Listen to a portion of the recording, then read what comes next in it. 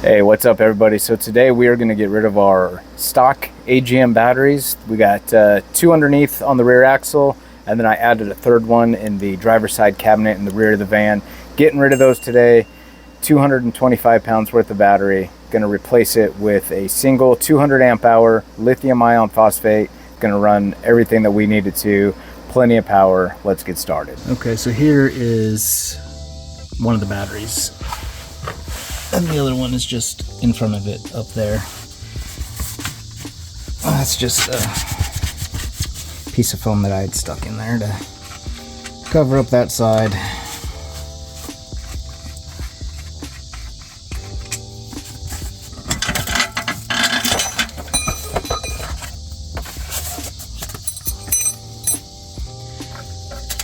Alright, so the battery that I have up in the cabinet, I've already removed it. I have that cable running down and it's attached to this battery, so I'm going to disconnect those cables first.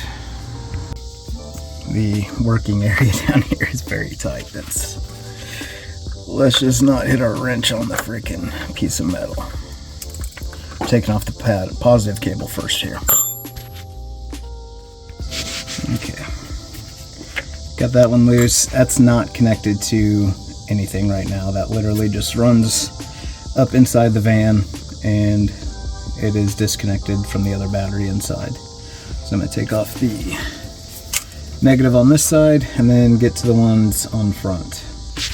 Okay, got the negative disconnected. Now I got to get the positive and the other one off on the other side. This is the easiest way that I found to get this out. These batteries are like 75 pounds, so I put the floor jack underneath it, took all the nuts off.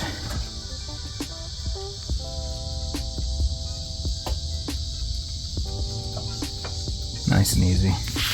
Everything's disconnected.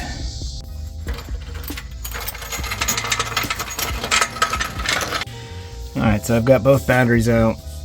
I spliced the power line together. It's running up inside. I had enough of the negative and the solar cable to run that straight up in there without splicing them together. Just gotta put the strap on this one and secure it, and this should be good as far as underneath the van. Got the wires ran inside from underneath. This is the negative, I believe solar, and then I've got our positive cable running up. I'm getting ready to heat shrink that on. Just crimped it. Yeah, and that's AC wires back there. So once the battery arrives tomorrow, I will be able to just throw it in here and hook it up, and we'll be set.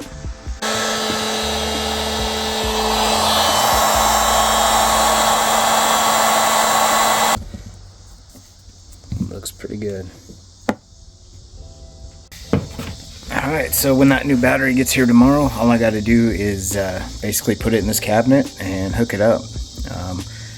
I'll remove the two batteries and the two battery boxes from underneath.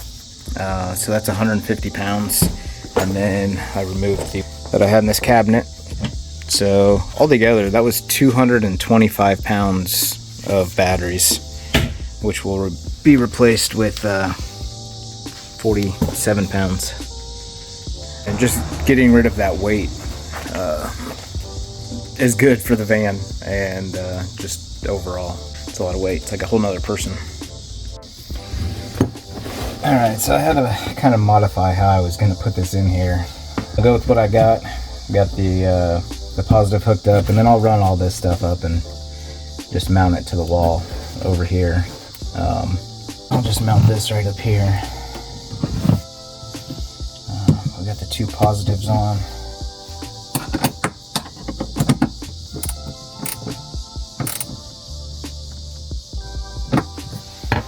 Nice and secure. Put on this is the negative for the AC, negative for the vehicle on the other battery. So I'm just going to reconnect it to the negative terminal on this battery. All right, we got it in. Now I got to figure out how to change the settings on the solar controller. I changed the profile on the solar boost, so it's running the manufacturer's recommendations for charge settings. All right, I've decided to add a a smart shunt to this, just so I can have a more accurate reading of the battery, and then I'm gonna connect the AC to it. This is the TBD-SmartShunt. It's basically a Victron clone. So I'm going to hook this up. It's pretty straightforward. Negative cable out, and then power going in. So gonna do that right now.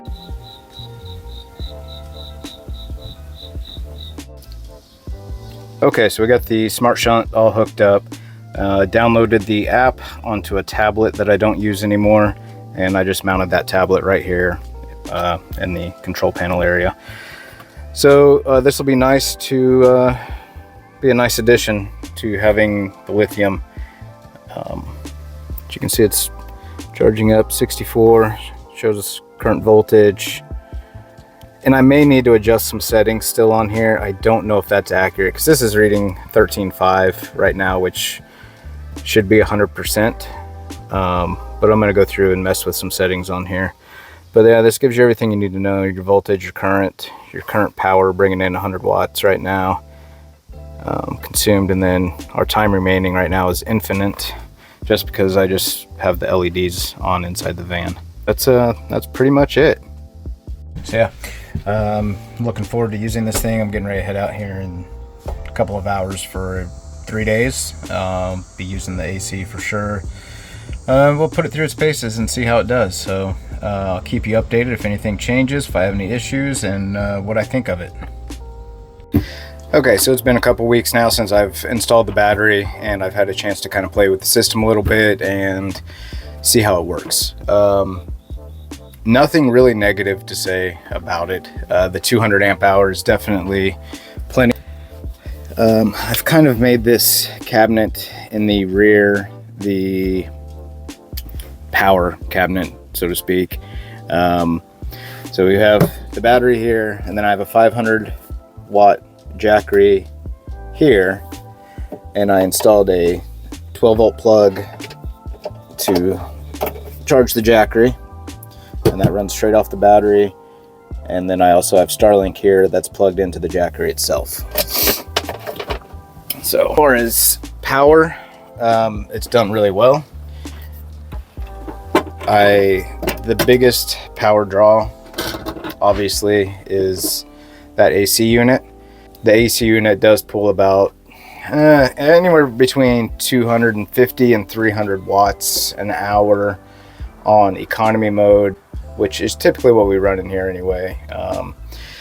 So we're getting, we can get 10 hours, 9 hours of runtime. That's if we don't have any kind of sunlight at all for the solar to charge it back up. So I'm keeping the 500 watt Jackery plugged in all the time, and the battery just keeps it charged up, and then the solar tops it off. With Starlink running connected to the Jackery, which is running off the battery, I'm getting 36 hours of estimated runtime with the Starlink running nonstop. So the shunt, the wireless shunt Bluetooth has been really good. I did have it, and it was totally my fault. When I connected this back up, or when I hooked the battery and the shunt and everything up, I know it's kind of hard to see, I put the negative from the from the vehicle back on the negative of the battery, and I noticed that when we were hooked up to shore power, it was not showing any kind of watts in. Our battery level was still going down according to the shunt, but we were plugged into shore power, so I knew that couldn't be the case. And it turns out the negative cable doesn't go to the battery, it goes to the shunt. That way it can be monitored. So it made sense once I figured that out, and everything worked perfectly fine. So overall, very happy with the battery setup.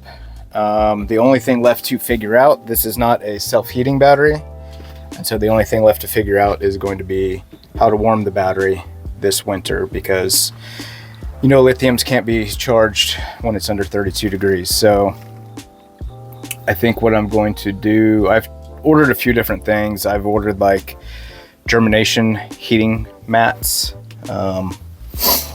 similar to this one. It pulls about 60 watts. It heats up.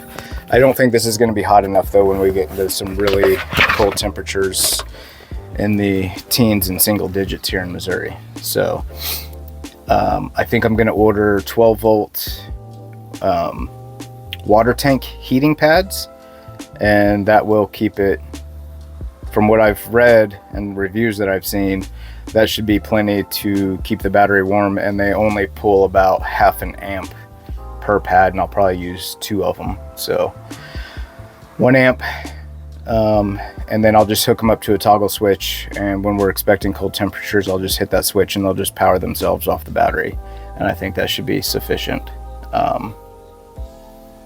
So that's the plan there. I just have to figure out which ones I'm going to order, and then I will probably build a box, like an insulating type box around the battery itself. But overall, very happy with the upgrade. No more having to worry about fully discharging the AGM batteries. That was obviously a concern, especially with the 12 volt AC, or only getting a couple of hours of runtime. So all right, that's gonna do it for this one. If you got any questions about any of this, I'll try to answer them the best that I can. Just drop them in the comments below. If you got any value out of it, give it a like, and consider hitting that subscribe button to follow along on future mods, upgrades that happen with the van or the truck, or follow along on the adventures. So thanks for watching, and we'll see you next time.